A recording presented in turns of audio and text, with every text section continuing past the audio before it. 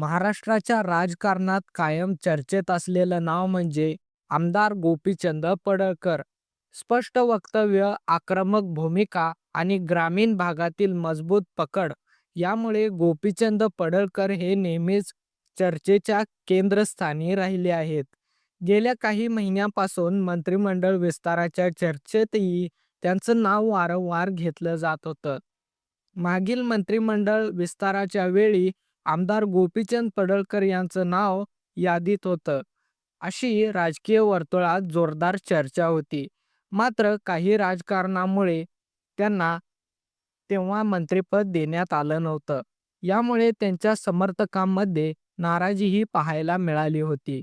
अनेकांनी उघडपणे प्रश्न उपस्थित केले होते की इतका सक्रिय आणि प्रभावी आमदार असूनही त्यांना मंत्रिपद का देण्यात आलं नाही.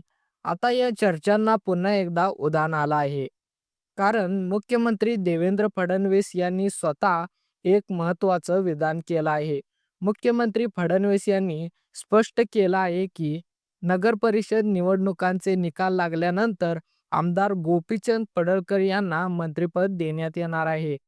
या वक्तव्यानंतर महाराष्ट्राच्या राजकारणात पुन्हा एकदा नव्याने चर्चांना सुरुवात झाली आहे.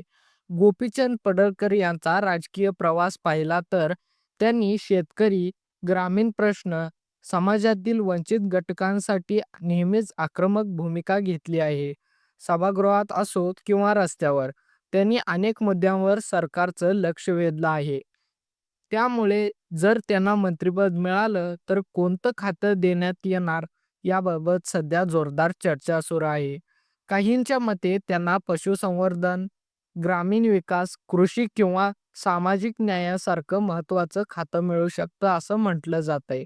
तर काही जण म्हणतायत की कामं करण्याची पद्धत पाहता त्यांना एक ताकदवान आणि जनतेशी थेट संबंधित असलेलं खातं देण्यात यावं.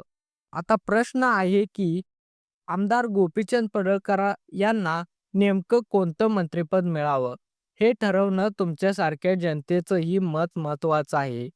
तर मित्रांनो, तुमच्या मते आमदार गोपीचंद पडळकर यांना कोणतं मंत्रिपद मिळायला हवं, ते खाली कमेंट करून नक्की सांगा. आणि अशाच राजकीय घडामोडींसाठी आणि ताज्या बातम्यांसाठी आपल्या चॅनलला आत्ताच सबस्क्राईब करून बेल आयकॉनला प्रेस करा.